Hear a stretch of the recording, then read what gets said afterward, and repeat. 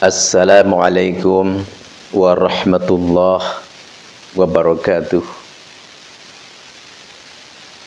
Alhamdulillahilladzi arsalu bil huda wa dinil haqqi liyudhhiru 'ala dini kullih walau karihal musyrikun.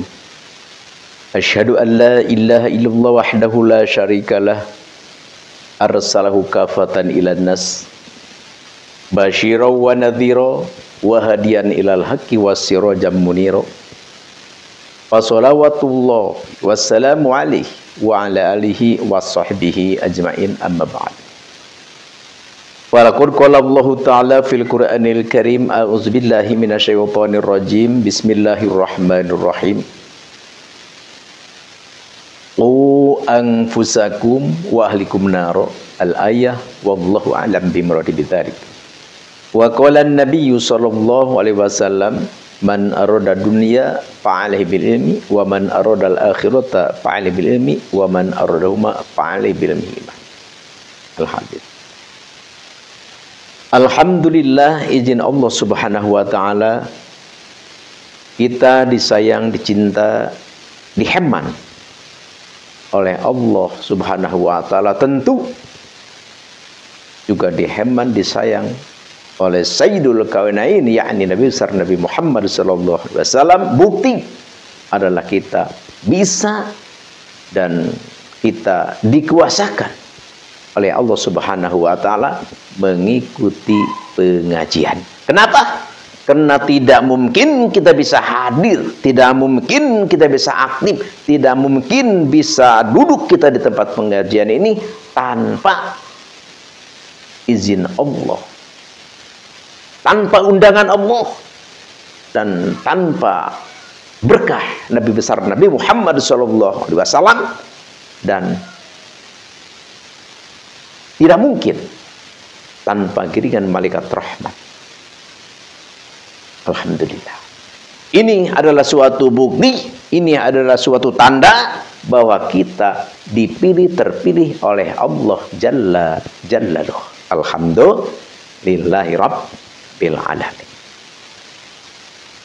Di sini ada hadis Nabi yang berbunyi, man ja'ahu wa huwa yatlubul ilma laqiyallaha wa lam yakun bainahu wa bainan nabiyyin illa darajatan nubuwah. Keutamaan, keistimewaan, kelebihan orang yang konsekuen, orang yang rutin, orang yang selalu cinta terhadap pengajian. Artinya apa? Jadi bagi orang yang selalu cinta pengajian, yang selalu hadir di pengajian, yang selalu ada di pengajian, merasa rugi dirinya kalau tidak menyempatkan waktu untuk hadir ke pengajian. Apa keuntungannya? Orang yang seperti itu di dalam waktu malaikat pencabut nyawa datang, keberadaan kita seperti itu, maka laqiyallah wa lam yakun bainahu wa bain nabiyyin illa darajatan nubuwah. Tatkala kita nanti bertemu dengan Allah Subhanahu wa taala di akhirat, maka kita adalah derajat kita, kemuliaan kita, maka seperti para nabi. Alhamdulillah. Kita nabi bukan, wali bukan, ulama bukan, ustadz bukan, santri pun bukan, tapi kita masih setia terhadap pengajian, maka selalu aktif pengajian. Kemana kita buruk pengajian, yang ada yang dekat kita selalu aktif, maka derajat kita nanti waktu ketemu dengan Allah Subhanahu wa taala, maka derajat kita, kemuliaan kita adalah sama dengan kemuliaan para nabi. Subhanallah walhamdulillah wala ilaha illallah wallahu akbar. Artinya apa? Artinya, ayo kita selalu aktif, ayo kita selalu cinta, ayo jangan sampai pengajian kita sepelekan. Insya Allahu amin ya Allah ya Rabbal alamin. Pengajian kelihatannya sepele, jangan anggap kita sepele. Pengajian kelihatannya sederhana sehingga dianggap kita tidak ada harganya, itu adalah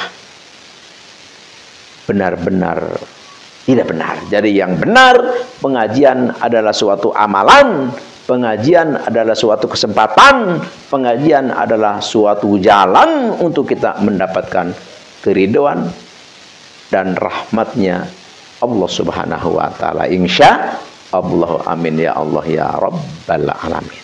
Sekali lagi, artinya, intinya daripada hadis Nabi ini, ayo kita cintai pengajian, ayo kita selalu aktif menghadiri, mengikuti pengajian. Karena mengaji itu adalah suatu amalan ibadah yang sangat luar biasa. Insya Allahu amin ya Allah ya Rabbal alamin.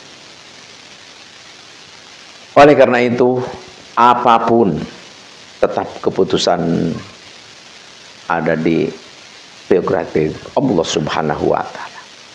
Nasib kita, kejadian kita, apapun yang terjadi pada diri kita, keluarga kita, dan akan terjadi kepada semua apapun itu adalah tetap kehendak dan keputusan Allah Jalla wa'ala. Artinya apa? Ya artinya kita jangan lengah, kita jangan lupa, kita jangan tinggalkan apa? Kedekatan kita kepada Allah subhanahu wa ta'ala. Dan kita harus selalu berdoa, meminta, memohon kepada Allah Jalla wa'ala.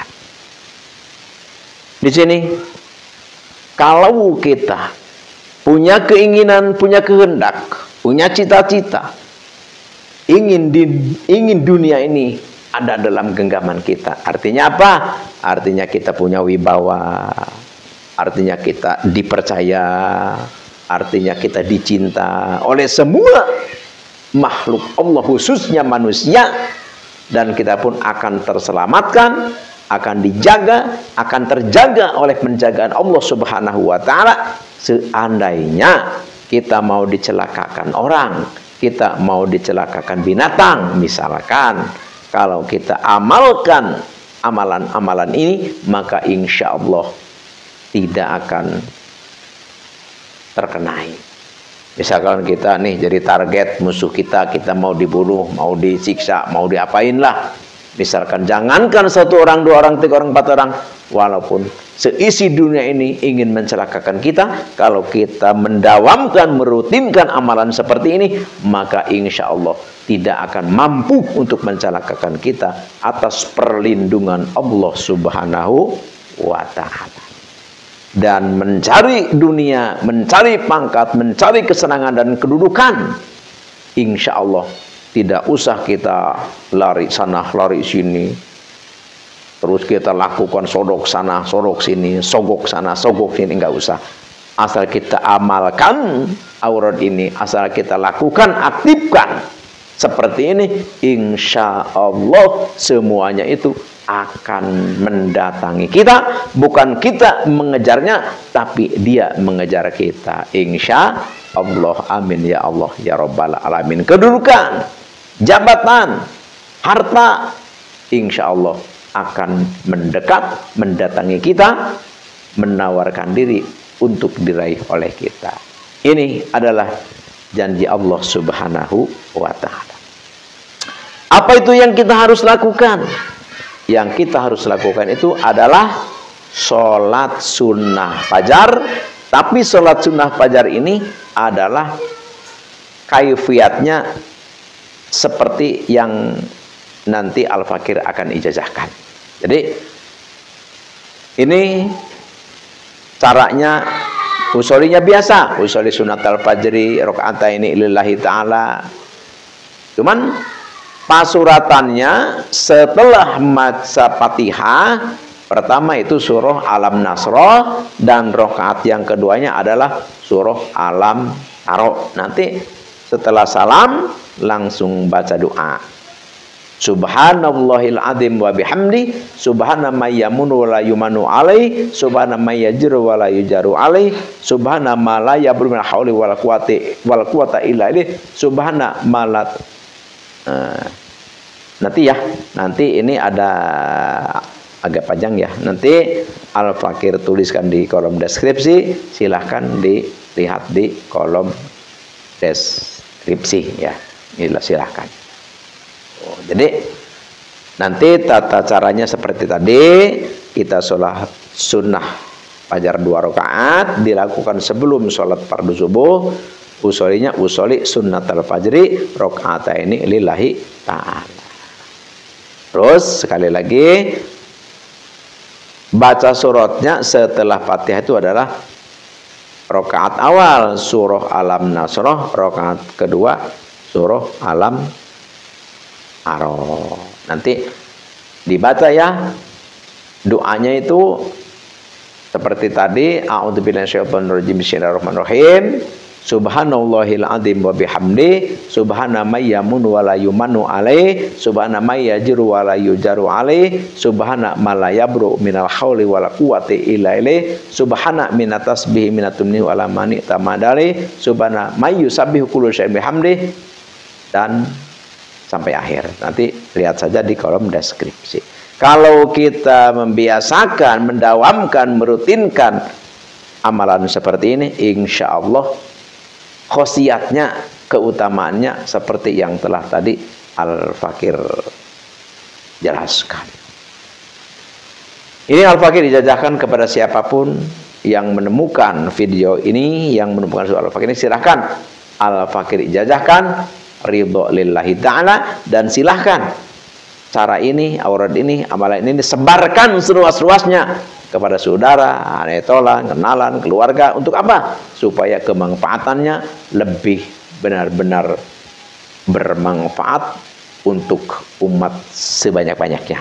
Dan kita yang menyebarkan video ini, insya Allah kita mendapatkan suatu ganjaran ibadah bernilai amal ibadah, insya Allah akan diterima oleh kita nanti di akhirat. Apalagi kalau kita di samping kita menyebarkan, kita mengamalkan, itu benar-benar kita mendapat keuntungan ganda. Hanya inilah Al-Fakir mohon maaf atas salah hilaf dan keliru. Al-afu minkum wa billahi taufiq wal hidayah. Wassalamualaikum warahmatullahi wabarakatuh.